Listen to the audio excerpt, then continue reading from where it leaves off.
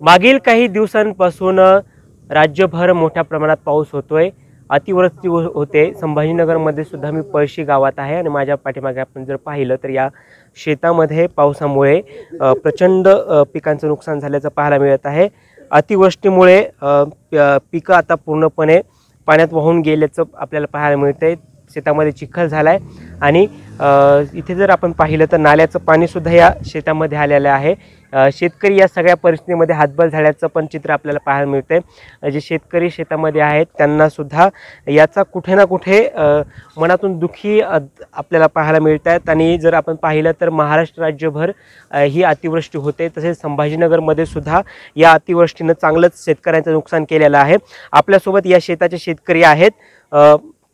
आम्ही पाहिलं तर हे पाय जातात या चिखलामध्ये, चिखल झाला आणि शेतातलं जे पीक आहे ते सुद्धा नुकसान पाहायला मिळते। किती नुकसान झालंय आणि काय म्हणणं आहे? भरपूर नुकसान झालंय। अचानकच खूप मोठा पूर आला आणि पूर्ण माझी जी काही शेती आहे 2-3 एकर शेती पूर्ण जमिनीमधलं संपूर्ण पिकच वायाला गेलं। काय भावना आहेत एकदम असं पावसामध्ये पीक जेव्हा वाहून जातं? म्हणजे एवढा शेतकऱ्यांनी खर्च करून लेकरासारखं पिकाला वाढवून आणि हे असं झाल्याच्या नंतर शेतकरी कसा जगणार आहे? काय आता काय शेतकरी म्हणून काय तुमचं म्हणणं आहे? शासनाकडे काय मागणी आहे? शासनाने एकतर शेतकऱ्यासाठी कर्जमाफी करून द्यावी आणि पुन्हा जे पिकांचं नुकसान झालं शेतकऱ्याचं, तर माझ्यासारखे खूप बरेचसे शेतकरी आहे की ज्यांचं खूप नुकसान झालंय, तर मग शासनाने त्याच्यावरती काहीतरी शेतकऱ्यांचं बघावं बुवा। आपण जर पाहिलं तर आपल्यासोबत काही इतर सुद्धा शेतकरी आहेत, त्यांच्या सुद्धा शेतामध्ये असं नुकसान झाल्याचं पाहायला मिळतंय। तुमच्या सुद्धा शेतामध्ये असं नुकसान झालं असेल, किती नुकसान झालंय आणि काय सगळी परिस्थिती सध्या? आता सध्या आमच्या शेतकऱ्याची परिस्थिती खूप बिकट आहे। यावर शासनाने त्वरित पाऊल उचलावं व आम्हाला ह्या पिकाची काहीतरी नुकसान भरपाई द्यावी।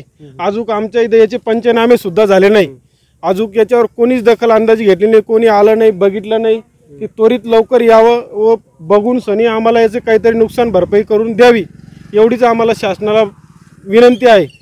व आमचं पुढचं जीवन हे सुरळीत चालण्यासाठी शेतकऱ्याकडे कोणीही लक्ष द्यायला तयार नाही। आज प्रत्येक माणूस हा प्रत्येकाच्या धंद्यावाला असेल तो त्याच्यात बिजी आहे, सरकार असेल ते त्याच्यामध्ये बिजी आहे, पण शेतकऱ्याचा हा कोणीच वाली नाही।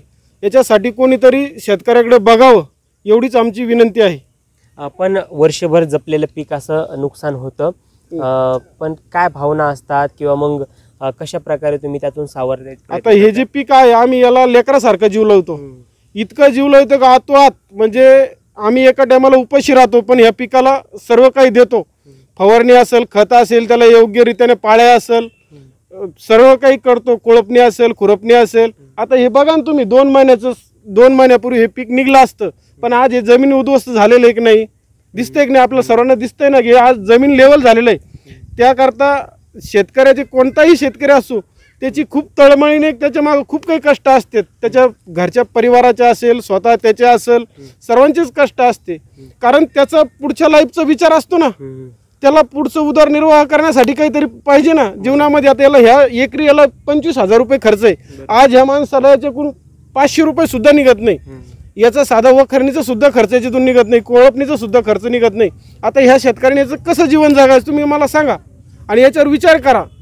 सर्वांनी याला डोळे उघडून, ते म्हणते डोळ्यात तेल घालून, तसं डोळ्यात तेल घालून याच्या ह्या पिकाकडे बघावं आणि मग याच्यावर लक्ष केंद्रित करून मग कळेल की याची शेतकऱ्याची काय तळमळ असते।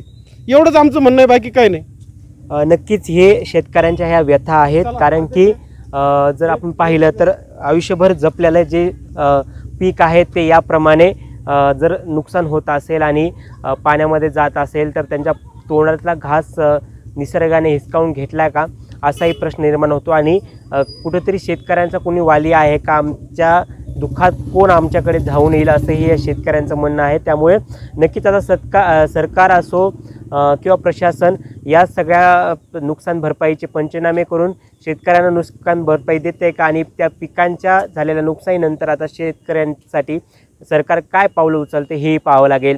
मी राम बुधवंत, नवराष्ट्र, छत्रपती संभाजीनगर.